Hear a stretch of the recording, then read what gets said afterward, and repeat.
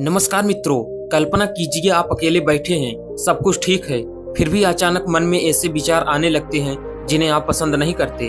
आप उन्हें हटाने की कोशिश करते हैं लेकिन वह बार बार लौट आते हैं। तब आप सोचते हैं, क्या मैं बुरा इंसान हूँ? मेरे मन में ऐसे विचार क्यों आते हैं? गौतम बुद्ध ने कहा था, मन में विचारों का उठना समस्या नहीं, समस्या यह है कि तुम उन्हें अपना मान लेते हो।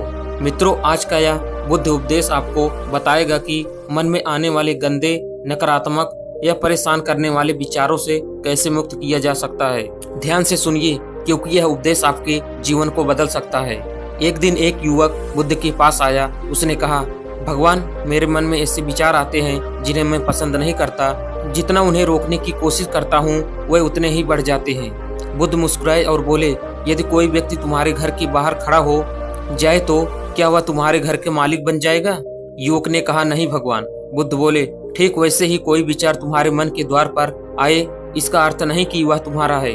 मित्रों, यह पहली बात समझनी है, विचार आपका स्वभाव नहीं है, वह केवल आते हैं और चले जाते हैं, जैसे आकाश में बादल आते हैं और फिर गायब हो जाते हैं। लेकिन अधिकांश लोग एक गलती करते हैं, जैसे ही कोई बुरा विचार आता है वह उससे लड़ने लगते हैं।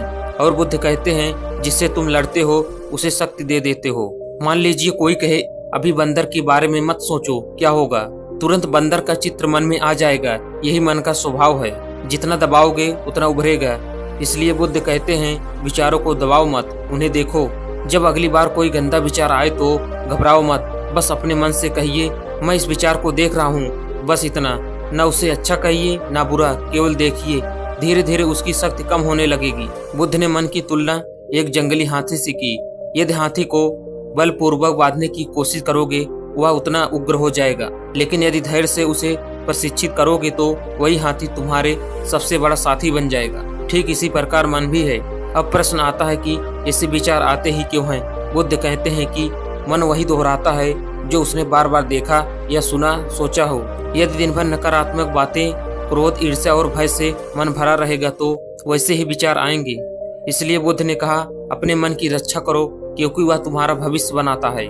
एक बार एक शिष्य ने पूछा, भगवान, ऐसा समय कब आएगा जब मेरे मन में कोई बुरा विचार नहीं आएगा? बुद्ध बोले, नहीं, लेकिन ऐसा अवश्य समय आएगा जब वह तुम्हें परेशान नहीं कर पाएंगे। यह बहुत गहरी बात है। समस्या विचार नहीं है, समस्या उनसे चिपक जाना है। कल्पना कीजिए, यदि आप नदी के किनारे बैठे हैं, नदी में पत्ते बह रहे हैं, क्या आप हर पत्ते को पकड़ने दौड़ेंगे? नहीं, आप केवल उसे गुजरते हुए देखेंगे। विचार भी ऐसे ही हैं, उन्हें आने दीजिए, उन्हें जाने दीजिए। बुद्ध ने मन को शांत करने के लिए श्वास पर ध्यान देने की दीक्षा दी। जब भी मन भटके, अपनी सांसों पर ध्यान ले आइए। सांस भीतर जा रही है और सांस बाहर आ रही है, बस इतना देखिए, कुछ ही मिनटों में मन शांत होने लगेगा।